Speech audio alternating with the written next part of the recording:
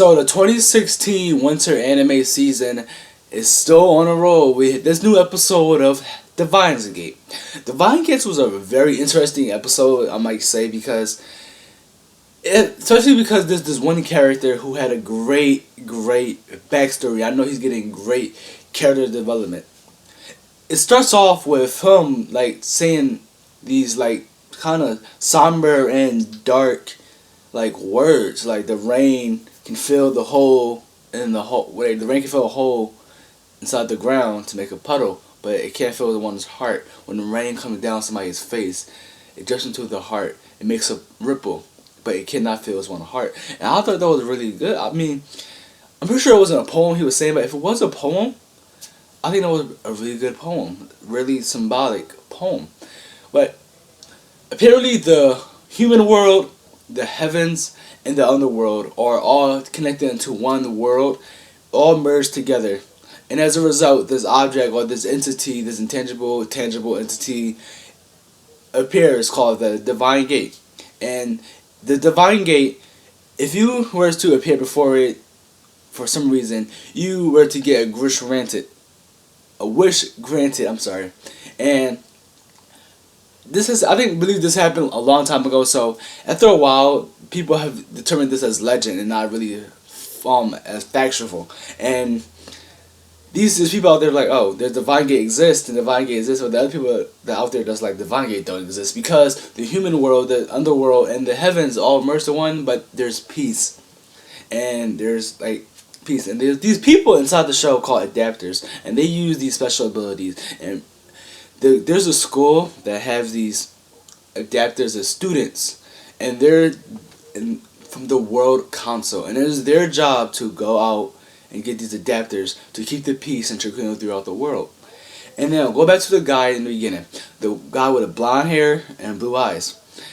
He uses his adapter abilities with water. I'm not sure if people can use more than one, but he has water adapter ability, and the whole world has 6 different abilities, so he just happened to use water.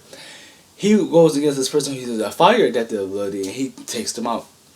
And it has been revealed that this school, this World Council, wants to recruit him so he can attend the school because he's so strong.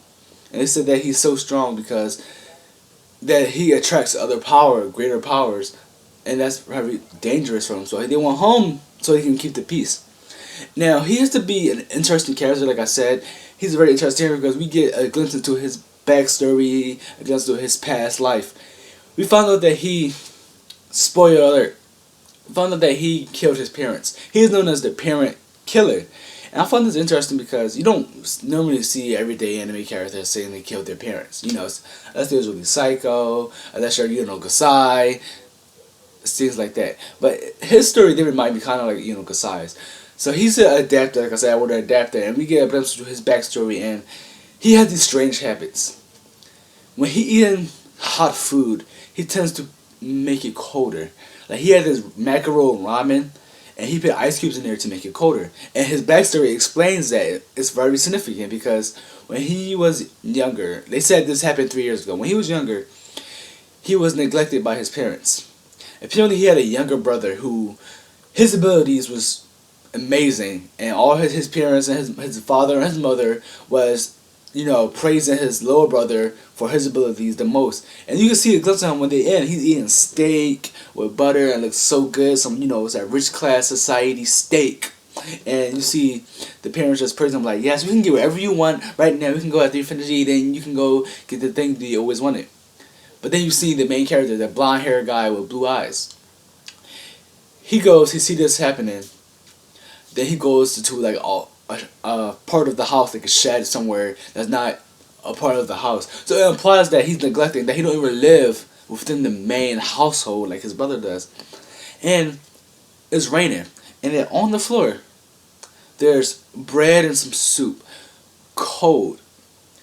He comes out, he eats it, and this implies that his parents do feed him, but they neglect him, and when they feed him, they leave it cold. So after him repeatedly eating cold meals while his brother out there eating hot meals, he starts to enjoy the taste of cold meals, and he comes in as a habit, just putting his cold meals because he's not used to eating cold meals, and he's not really used to eating cooked meals. That's like saying if you ate fried fish every day versus if you ate sushi every day, you wouldn't want to eat sushi over fried fish because you're not really used to hot meals. And I found that very significant. That's a very deep character development there on the first episode alone. And I just want to see where this goes. What do you guys think of Divine Gate, guys? Leave a comment below if you leave a comment, because most people don't. But like and subscribe to the channel. And what other anime should I watch for the season? As in Vera from Taku Logic.